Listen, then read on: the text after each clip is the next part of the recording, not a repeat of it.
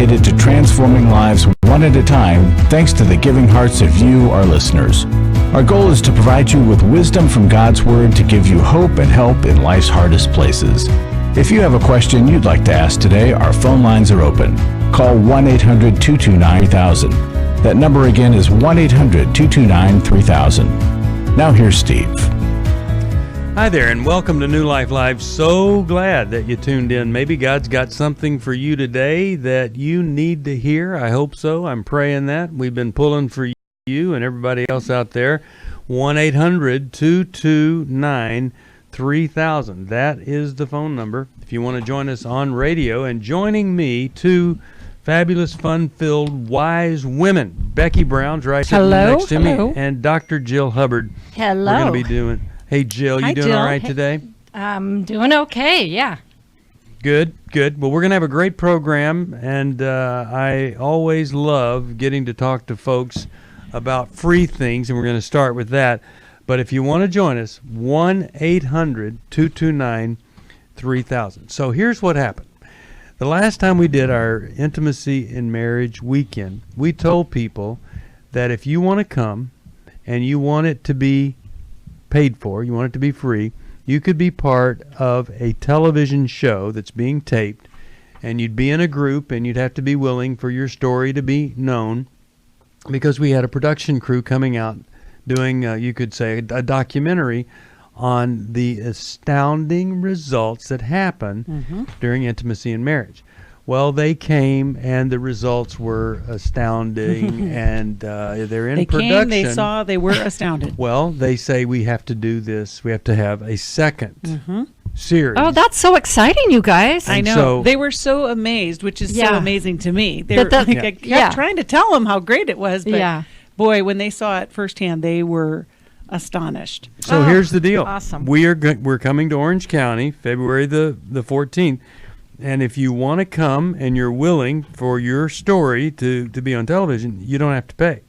Not only that, your group is facilitated by Becky and me. Now, you just we do refreshments, we have fun, there's a little bit of wisdom there too. But anyway, I'm serious. If you want to be part of this, it is incredible how many people wanted to be part of it last time, but we're going to open it up again and see, and they interview folks, make sure it's all right. But one of the things that happened when they chose the couples and they went to their homes, they came back to us and said, we don't think this is going to work. Right. These people, these marriages are in too much little trouble. Faith. Yeah. They didn't know who they were going to deal with. You know, we do a great job at the Intimacy in Marriage workshop to not only connect couples, but also educate them on the things that are keeping them disconnected. Yeah. And it's amazing because they go, I never knew. That's exactly what we're dealing with. And, so we would invite you. We have the information on the website, as well as you can call us at 800-NEW-LIFE, and our wonderful ministry representatives will answer the phone and help you. So Mylan and Kay and myself will be speaking. And then after the speaking is over, I join Becky and I co-facilitate with her. It's just one of the greatest things ever. I love doing it. Can't wait to do it again. You could be part of it. But let's say you don't want your program, your story on a program, but you'd like to come and be part of something that radically can change the future of your life and your marriage. It's Intimacy in Marriage Intensive. February the 14th, Mylan K., Yurkovich, Steve, Becky. Come, be part of this. It really is so very powerful. Well, when we come back from this break, we're going to the phones. Be in the studio for 2 hours, 1-800-229-3000. 1-800-229-3000. And I want to mention we've got an amazing gift to you. Gift of any amount, I'll send you the brand new workbook, the Life Recovery Workbook on grief. There's hardly any good resource to help you go through grief this does. I feel blessed to have had this opportunity for my needs to be met, connecting with other women who are fighting the same fight, hoping for healthy marriages and growing closer to the Lord on their journey. My name is Shelly Martinkus, and I want to personally invite you to the Restore Workshop. If you have been affected by betrayal, it might be that your husband has been looking at pornography. It might be an emotional, physical affair. I would love for you to come join us. I feel encouraged and hopeful that even in my struggle, I am enough. You will leave with hope, with a community of sisters ready to support you, and you will also leave with tools to move you forward on this journey. Through the sharing in our small group, I realize that I am not alone. Please don't hesitate. Pick up the phone, call 1-800-NEW-LIFE. I would love to see you there. The Restore Workshop is coming to Southern California February 28th to March the 1st. Call 1-800-NEW-LIFE to find out more. That's 1-800-639-5433 or online at newlife.com.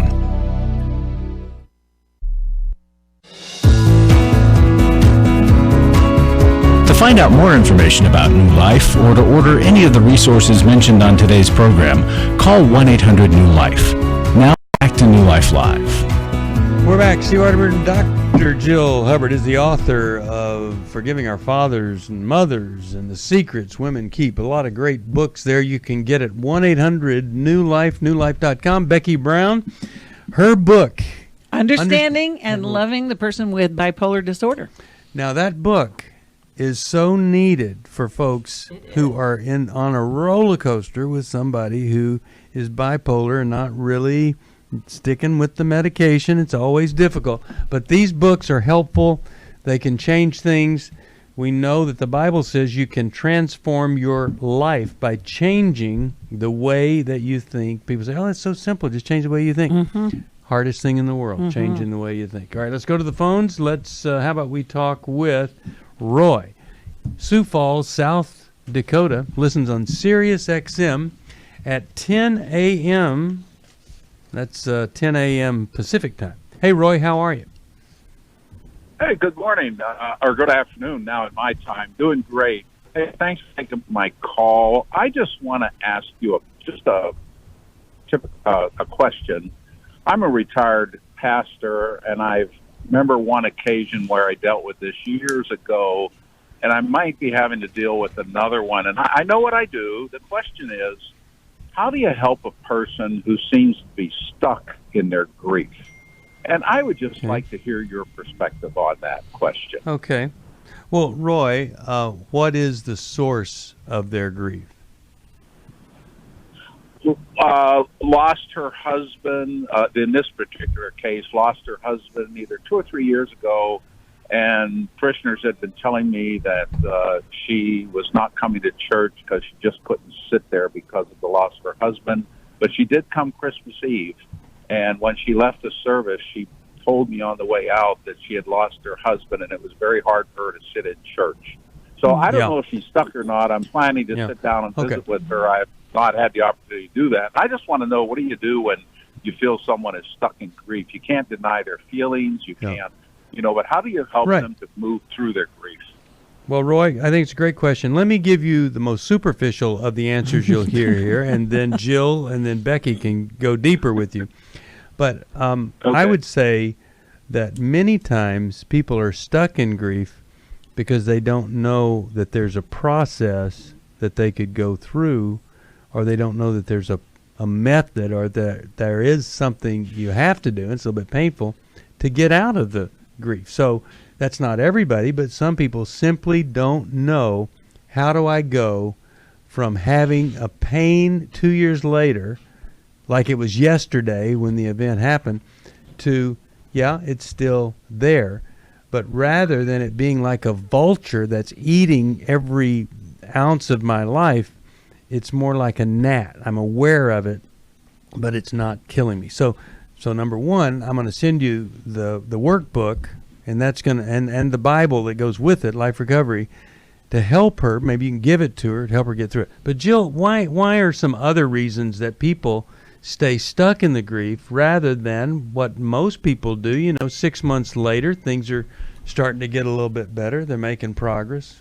What do you think? Well, I think it depends on a lot of variables, because it's, first of all, how long was this person married? What type of relationship did they have? What were her dependency issues? And I think for some, first of all, I don't think 2 to 3 years is that long, especially if you've lived a lifetime with a person, and you certainly don't want to talk them out of their grief. So I think it's a combination of hearing them while at the same time saying, in the midst of their grief, helping them to activate, right? So it's not like, oh, let's get to the other side of this so now you can live. It's like, of course you are grieving, and you're going to continue to grieve, and you're going to continue to miss him, and it is going to feel awkward going to church. So while you're feeling that, we're also going to take some steps to live in the reality of what is, right? He's not here now, and yet you will always have him, with you in your heart. But let's start shifting what we're organized around. And so, you have to look at some secondary gains for holding on to the grief, the fear that he'll be forgotten, right? That somehow, life will change. I think, when we talk about grief is a universal experience. Mm-hmm. Every single person on the planet will experience grief, but and it's no one likes it. Nobody likes it, but it's a very individual kind of response. And so I love what you're saying, Jill, is you got to find out where she is or where she needs help. And I also think part of the problem with dealing with grief is it's a collision of reality. Yeah. We thought that, I don't know why we think this, because we all know we're going to die. We talk about this, but it is a shock when it happens. And I've talked to, we've helped so many people. I used to lead grief groups, and everyone has to deal with that shock factor. And there are community spaces, whether it's a house or a church or a restaurant or a school or wherever we were with this person, and we just, our reality has shifted. But I would highly encourage her to be part of a group process where she can talk about it, explore it. And the key word here is that acceptance. It's not that you agree, that you're happy about this or anything like that. And I think so many times when we're in grief, acceptance is the hardest part. It really is. And I also, Roy, I would be asking her, are there any messages that he gave you before he died? For instance, I don't think that he said, look, here's what I want you to do. I want you to, once I die, I want you to be so stagnant in grief that my death ruins your life. Right. Instead, I wonder if he talked to you about going on with your life, and whether he did or not, don't you think you honor him by picking up your life, surviving the death, and then finding a way to thrive as a human being? If you show the world without him you are incompetent and incapable of experiencing life to the fullest, then essentially you're showing the world, this man made me too dependent upon him, or I chose to be dependent on him and not God. Wake up every morning, say, God, what do you have for me? What do you want for me? And let me go through some of this grieving that's painful, but in the end, I'm free, and I'm honoring this man that means so much to me. Well, I appreciate what all of you are saying. My years of experience, I've done a lot of that. And this one just seemed a little different. And before I went in to meet with her, and that last piece you just said, you said that very well to me. I hadn't thought of saying it that way, but that was on my mind. How do you honor that life and let that be a part of your own life without letting it tear you down and destroy you? And moving on is not forgetting a person, right? Sometimes we hold on to the grief to don't want to. Yeah, that's right. Yeah, and I agree with you. We don't want to deny their feelings, and because they are grieving. They are grieving. Right. So, all right. So Roy, I'm gonna. What you said. Yeah, I'll send you this brand new life recovery workbook on grief with the Bible for her. And for you, just because I think you're a pretty great guy, I'm going to send you Every Man's Bible. It is the best-selling study Bible for men. And I was just reading some of it to Solomon this morning. On the title of the devotional was Party Animal. I said, Solomon, I think you're going to like Devotions with the title Party Animal. Party That's Animal. awesome. It was talking about in there. it talked about how the current thing about raves, where everybody shows up and gets drunk and all this kind of stuff. You go, well, that's old news. In Exodus, Moses goes up the mountain to talk to God, and they have a rave. They create a god, this golden calf, and they were into intoxicants They did, and revelry. right. Revelry. That's right. So, That's right. Anyway, it's all there. Listen, all right. like I said before, there are listeners, we're giving the Life Recovery Workbook on grief for any donation. And if grief has been a part of your life or where you're stuck, give us a call because we can help you. It's just a great tool. It's not a rave. And who says the Bible doesn't talk about everything? I had no idea they Right? talked about raves. Party animal. Right? Yeah. It's right there. Janelle, Waco, Texas. KBBW. I'm sorry. How you doing, Janelle? I'm doing all right. How I are know Chris and you're Joanna getting doing? tired. All right. What? They're doing wonderful because they're buying up everything. Yes. I called was Gainesville. I was there the other day. They're going to change the name to Gainesville. Shut up. Well, somebody needed to revive Waco. Come on, you guys. Well, they're doing it. Anyway, sorry, Janelle. Okay. Hi, and how can we help today? I need a whooping because What? just what we should have did, my husband and I, in the very beginning, I think we may have to go right back and do what we should have done. We had only been married for, I'll say, 4 months, and he decided he wanted a divorce because of his accusations. He never followed them through. Anyway, he has begged me back, and I want to know, would God allow us to reconcile? The divorce would be final next month, but they couldn't do it because they had so many other cases for this judge. Janelle? Okay, Janelle. Yes. Yes. I'm not going to give you a whooping. From one Texan to another. Yes. And here's the question. I'm just curious. How long did you guys date before you got married? I'd say less maybe than 6 months. Less than 6 months. Okay. So here's what you might think about. Is he on his medication? You say he's He bipolar? needs to be on another medication. Yeah, and Okay. he has mental issues. Yeah. Because And he was so in- he was what? he was in prison for he was acquitted of it, but for 38 years, and that's why he thinks He that was in certain way about women. Oh. So Whoa. that's He his was in problem. prison He's for a 38 years, Janelle. Yeah, and he was And- he was acquitted of that. It was proved that he was acquitted. He didn't do it.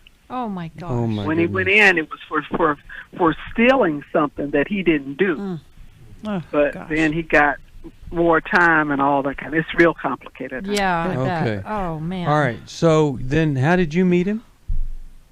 In church, and he is a Okay. Christian, but Yeah. All and the Lord allowed him to be free from the prison stuff. But Yeah. he just has a issue with trust of Yeah. women. Well, Yeah. Sure.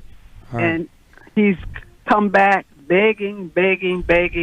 He says that we can go to a doctor together, and Can I- he knows that I'm serious. I can't stand for saying something that's not true.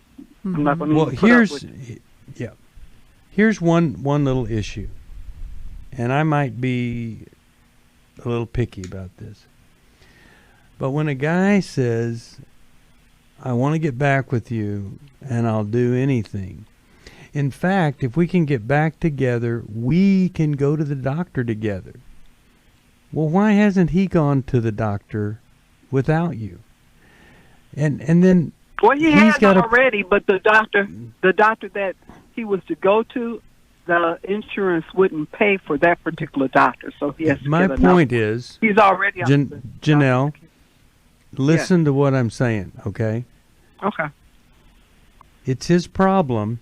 He has to figure that out, that the doctor he was going to and all this. And so now that's the problem, what am I going to do? He needs to figure that out for himself. And the second thing is, has he gone on Amazon to see if there's a book he could read about how do you get over not being able to trust women. See, a lot of times these guys, they say, you take me back, here's what I'll do. Well, why haven't you done anything? Why haven't you even read a book about this? Why aren't you seeing a counselor who's a woman who can help you deal with your lack of trust of women? See, that's where you say, okay, I might be willing to delay this final decision, but I'm not going to delay it until I hear what you're going to do tomorrow. Or until I see action. Yeah. What are you going to do tomorrow? What's your plan? Whether I delay this or not. For most of my life, I've been dealing with an opiate addiction. Why is opioid addiction quickly becoming one of our nation's biggest killers? Maybe it's because it isn't only those who are addicted who are in denial. We did what I see so many parents do, is it can't be an addiction.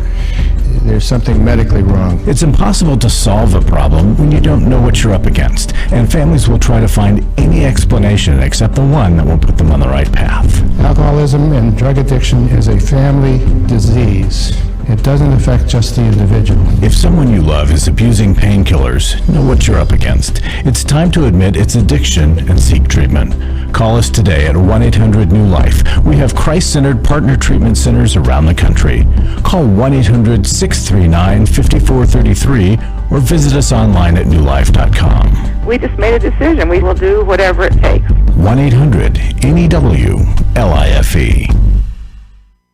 Hi, this is Steve Arterburn, and for 30 years, New Life has been the most trusted name in Christian counseling. Your ministry has saved my life. If you struggle with emotional hurt, family or marriage problems, the pit of depression, or the pain of addictions, we can help. I'm down 100 pounds now from what I was. You guys are awesome. You're a blessing to America. Our treatment programs provide clinically appropriate solutions from licensed professionals, all in a biblical framework. I have had problems with alcohol. I think God has ordained this place to be His. You don't have to be a prisoner of your pain. Help is available at 1-800-NEW-LIFE. She tells me that I'm a new man, and I feel like a new man. It worked for me, and it can work for them too. This time it is different. If you're ready to take the first step toward genuine spiritual and emotional healing, please call us today at 1-800-NEW-LIFE. God can open the door to a better tomorrow right now. Call 1-800-NEW-LIFE. That's 1-800-639-5433.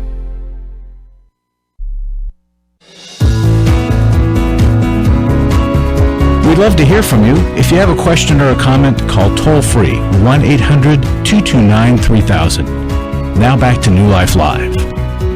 We're back. We're talking with Janelle, and what a horrible situation where this poor guy is in prison 38 years, and I want Falsely good things accused. to happen for him, and I want you to be tough on him so that he gets the help, so that, man, he can live free from this. What do you guys? I mean, I've said to her to say, "Hey, get the plan together and let's delay this." What other insight do we have for her? I'd love to see this marriage work. I'd love to see him married to Janelle, who's trustworthy. Well, but I want to know what Janelle wants. Like, Janelle, you were talking at the beginning of the call about needing a whooping.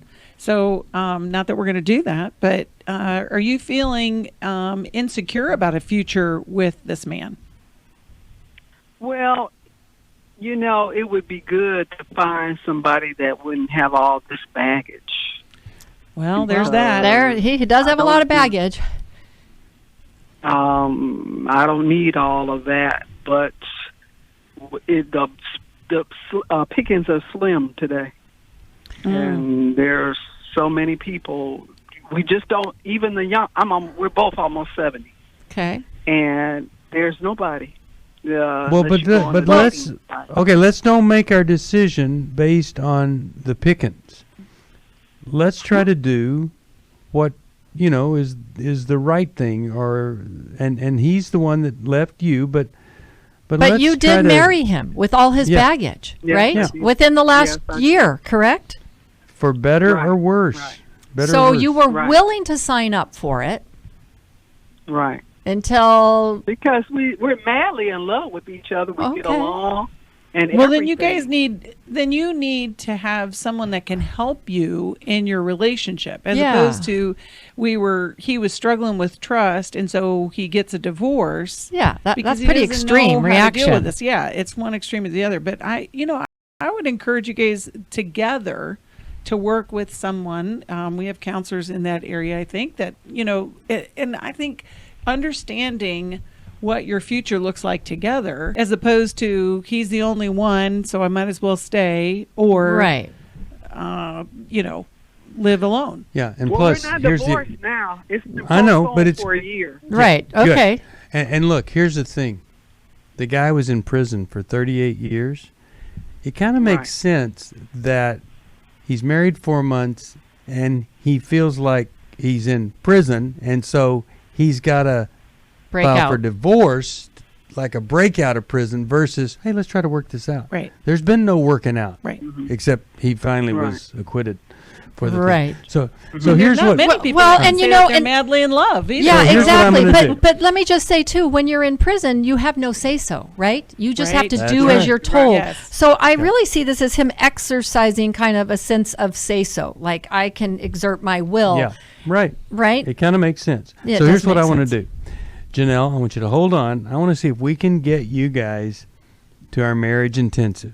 Because wouldn't it be great if we could help you to bring this back to where it's manageable, it's doable, and you're working on problems together. Because my sense is if you're marrying a guy after dating him less than 6 months, if you do divorce, you may end up doing that again in worse shape the next time. And he really needs help in adjusting to a world that's not institutionalized. That all the barriers have been taken. And I think you're spot on, Jill, when you say he found his no and he's going to use it. Right, and exactly. It may be irrational, but, that's probably what's happening. But it's like a kid learning to walk again, or learning to walk for the first time. So I'm going to send you a copy of Take Your Life Back. I hope that that's going to help you, and I'll send you 2 copies so that you guys can look and see where you show up in that book and maybe begin to work through some of these things that are just, after he gets Satan back on his uses meds. That's the number one thing. He's got to be medicated. Get the plan. Carol, Denton, Texas. KWRD is the station. How are you? Great. Good. Well, how could we help today? My sister is telling me that this guy I've been getting to know for the last 7 weeks is bipolar 1. I didn't even know that's what the topic of the show was today when I called in, but it's not really. But I don't know. It's not really, Carol, but that's a common. Yeah, the only reason it's the topic is because our topics are determined by whatever anybody wants to talk about. So it's a good thing that you tuned in today. Okay, so you have a person saying he's bipolar. Is he being treated for bipolar? That'd be the big question. He's not, and he's not saying that he is. He just, over the last 7 weeks, we've talked a lot over the phone and texted a lot, and there's been 3 or 4 times where he gets on this one subject and he just goes on and on and on. I started timing him on my phone, and he can talk without taking a breath for like over an hour. And I've let him know that that's bothering me. It's if I so try to hard. interject,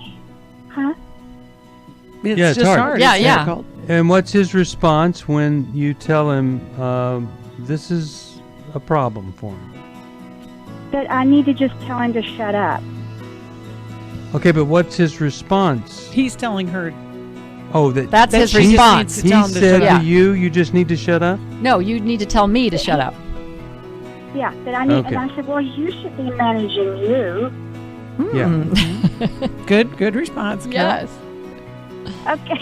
I don't know, should I dump the guy or not? That's the question. Okay.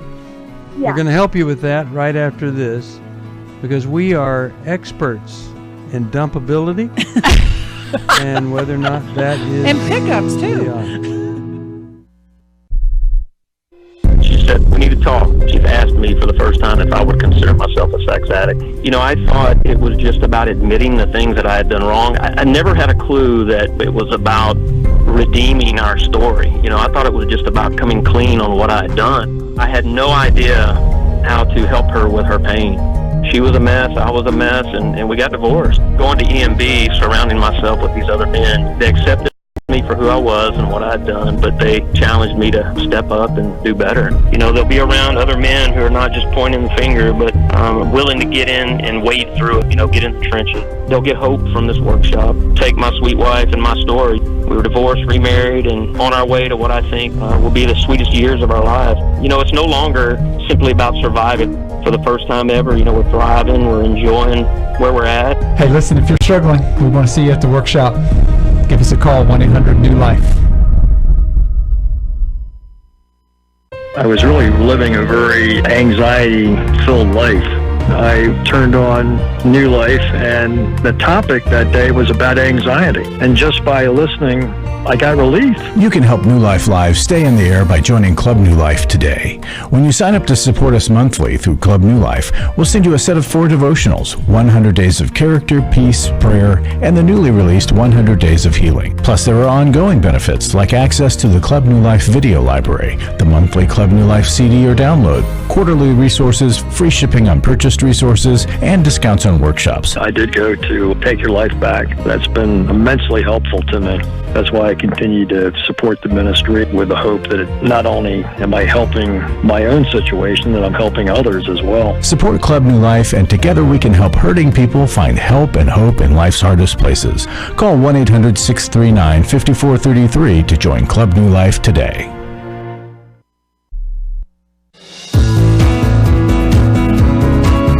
We're glad you joined us for New Life Live. To be a part of the program, call 1-800-229-3000. Now back to New Life Live. We're back, and Carol is asking us advice on whether or not we think she should get out of this relationship. Now, Carol, you say he talks for an hour, says just shut me up, bipolar. Anything else maybe unique or different about him that you wonder about?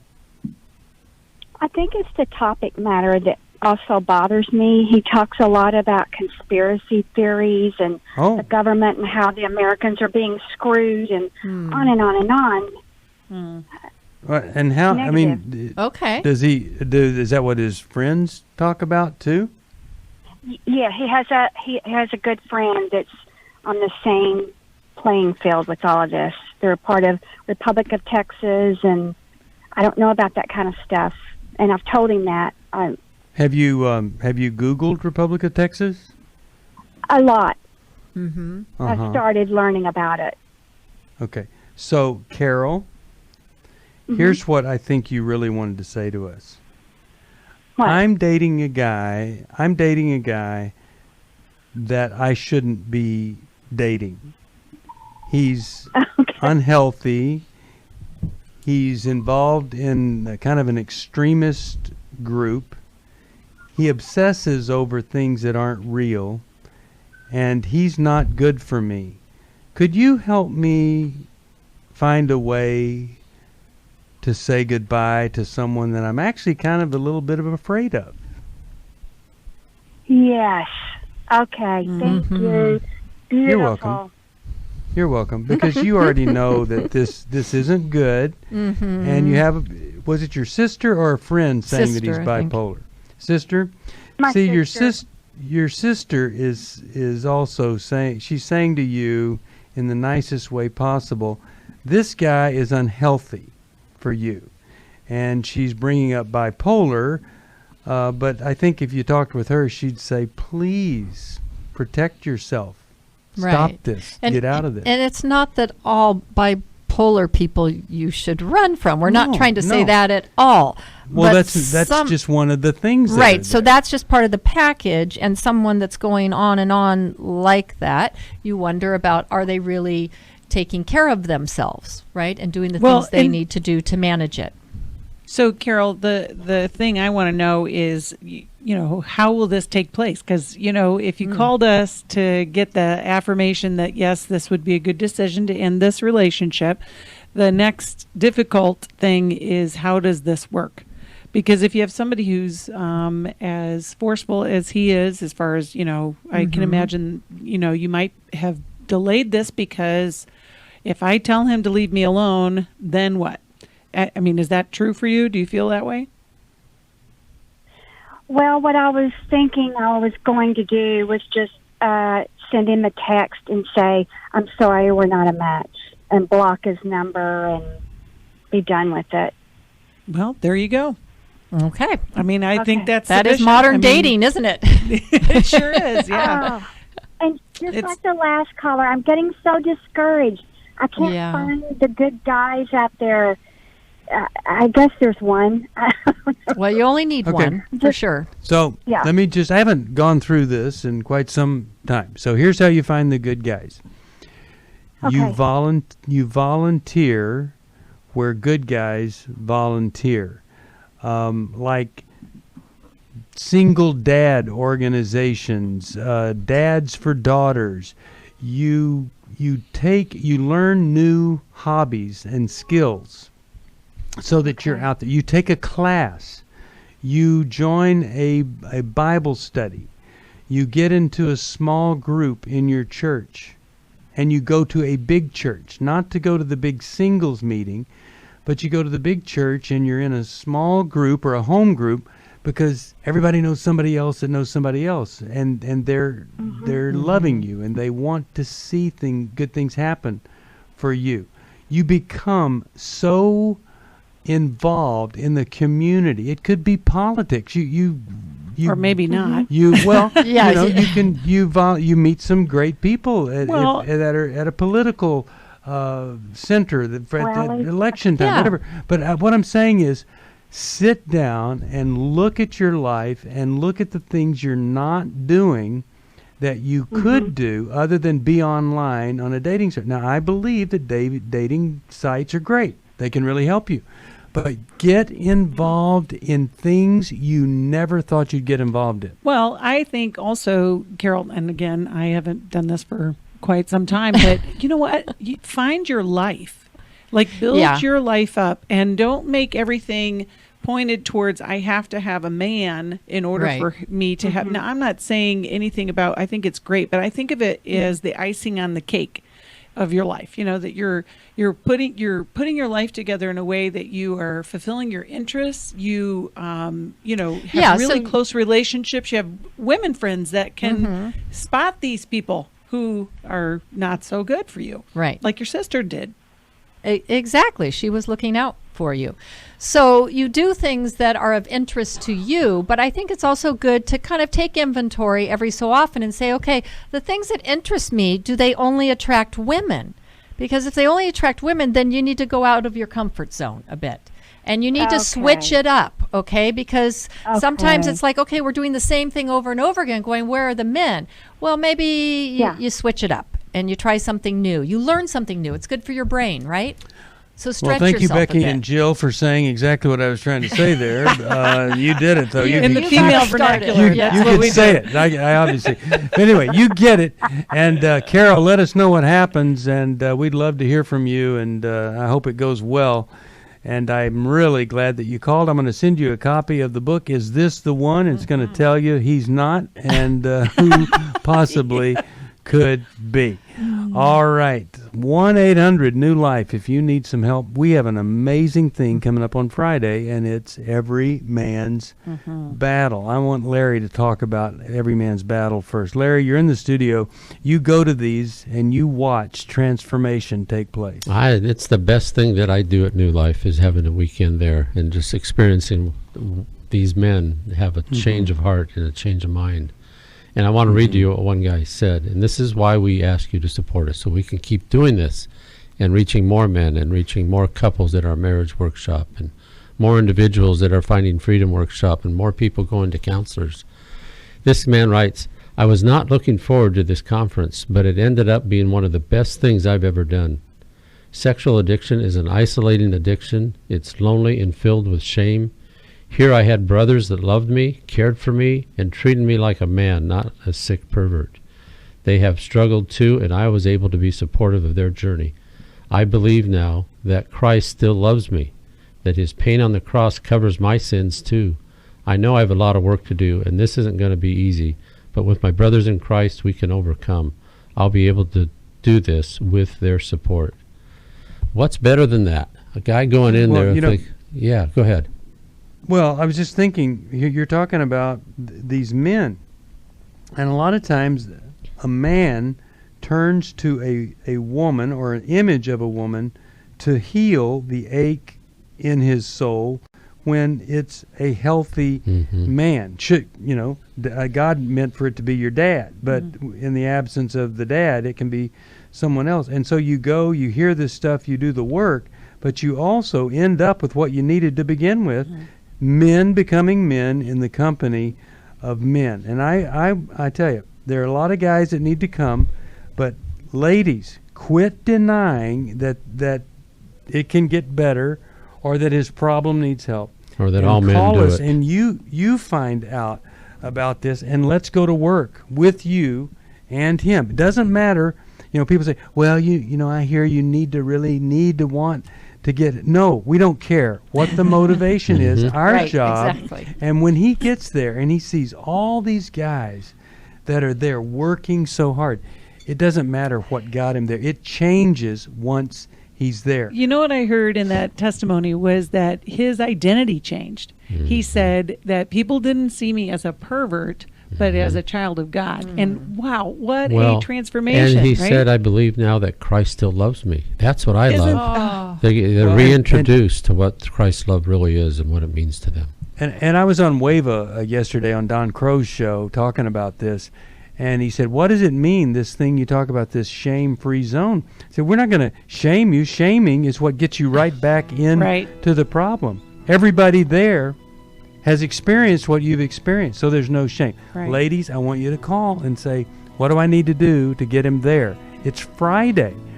By Monday, you could be married to a man that's on a path to years of sexual integrity. Wouldn't that be amazing? Changes everything. And it's not just that he's stopping whatever that was. That's not the issue. No. He's starting to live as a man of integrity, growing in character. Someone may say, well, I was delivered from that. Hey, were you delivered into character? No. Did I sound like a Texan? You did. Yes, you did. All right. So anyway, they learn what true intimacy is at this workshop. They do. That's what I love. That's right. You know what? It's 2020. They need to have new vision, and this weekend it could change everything, the way that they look at everything. We'll be back. 1-800-NEW-LIFE. My wife had found me out and came home one weekend. She had revealed my secret. The only reason I was sorry at that time is because I had been caught. I had had the Every Man's Battle book for years and pulled that book out that weekend and found the phone number on the back and called it, and then a week later I was at Every Man's Battle. It really gave me the start I needed for my recovery. I never had had that opportunity to sit down with guys I didn't even know and totally open up. The good thing was I was opening up to guys I didn't even know. So why did I care? Just lay it all out on the table. I have nothing to lose. You need to check it out. At least go online, check out what it's about, and take the chance and go do it. If you're struggling, call us. There are people on the other end of the line who want to hear from you, who want to help you. We don't want you to go on struggling, but you got to take that first step. Just give us a call. It's 1-800-639-5433. It's 1-800-NEW-LIFE. Hi, this is Steve Arterburn, and for 30 years, New Life has been the most trusted name in Christian counseling. I'm an addict, and I'm trying to get God in my life again. You seem to be able to get to the crux of a problem quickly. Our Christ-centered treatment programs can help you break free to embrace all that God has for you and your family. I just want to thank you guys for bringing me to a relationship with Jesus. There really is help for marital problems, depression, addictions, panic attacks, and feelings of hopelessness. I came back with so many tools to help me prepare myself to fight this struggle and this battle that I have every day. You can start living again today, living the life God intended for you. Help is available at 1-800-NEW-LIFE. They did care, and they did follow up very lovingly, and it made all the difference in my life. Call us at 1-800-NEW-LIFE. Someone who cares is waiting at the other end of the phone. God can open the door to a better tomorrow right now. Just call us at 1-800-NEW-LIFE. 1-800-639-5433.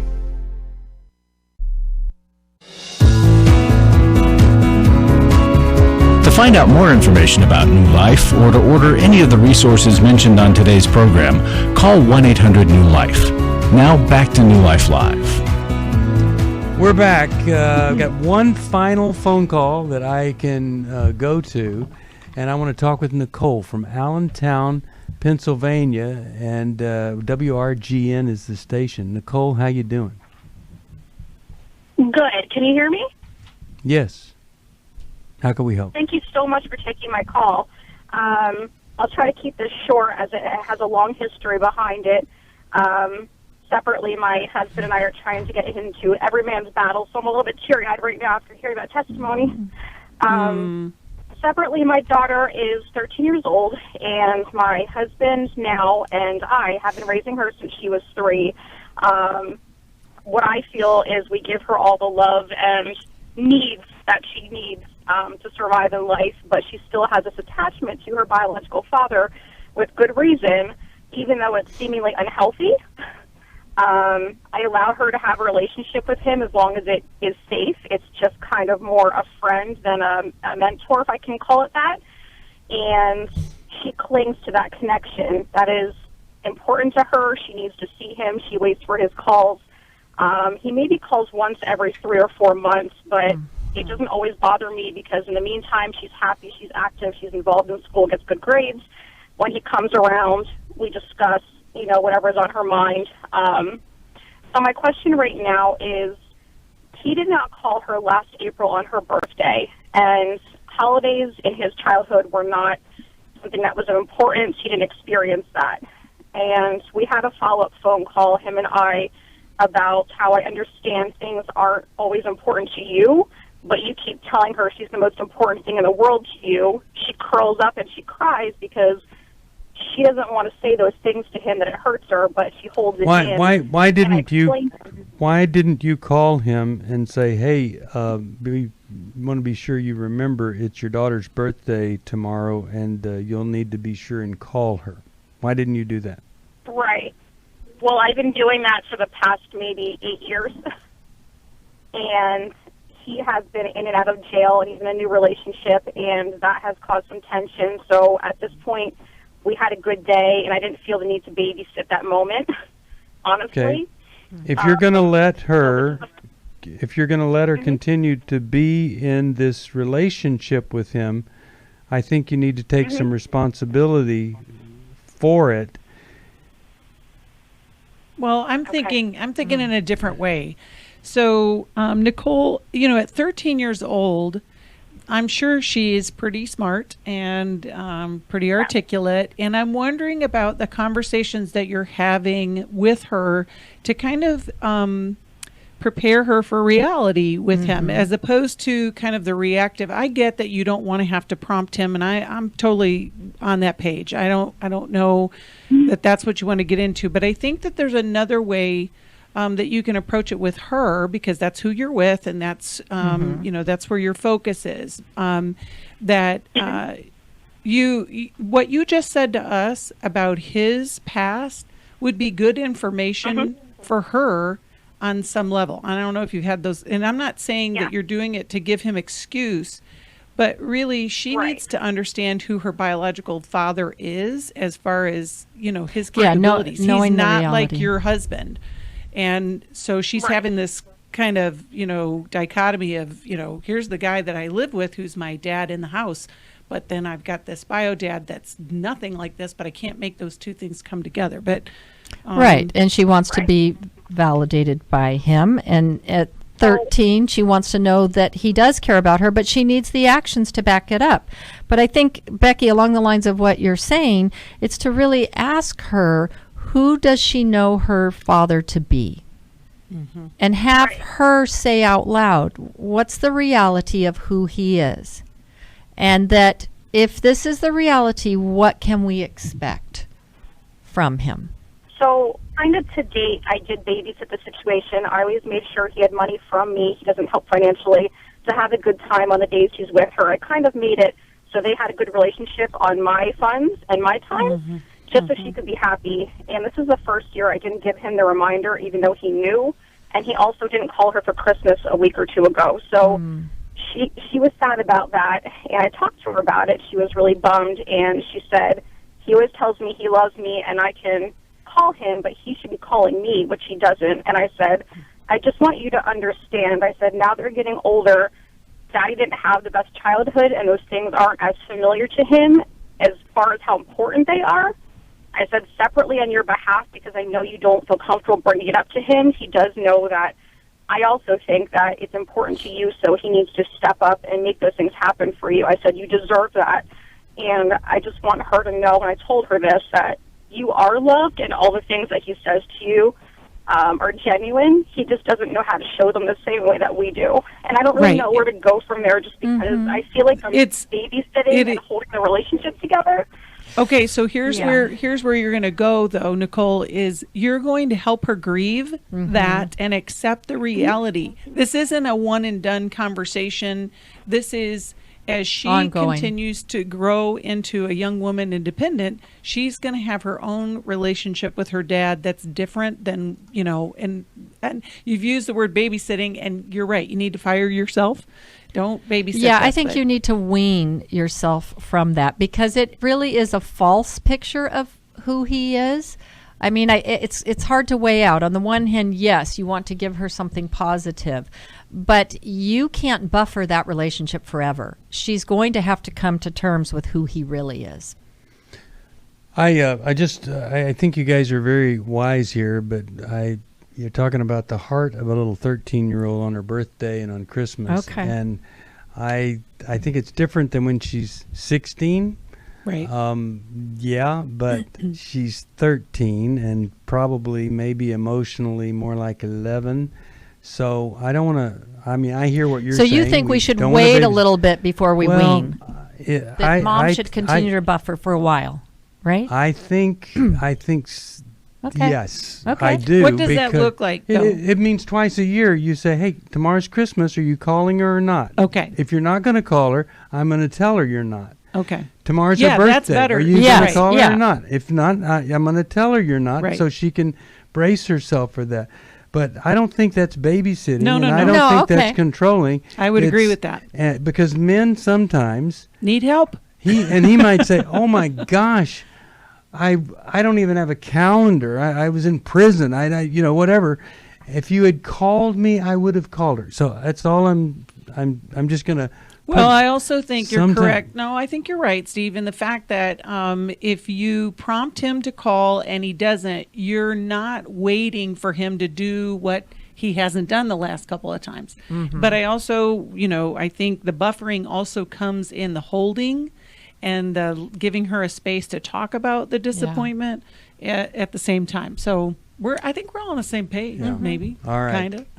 Well, I hope and pray something we've said here is good, and I'm going to send you Healing as a Choice, because I think you could read that, and there'll be portions you could read with her, and it would be helpful. And to Nicole, you mentioned that your husband's considering Every Man's Battle this weekend. Call us. Yeah, let us make that, or help you make that happen. That'd be so great.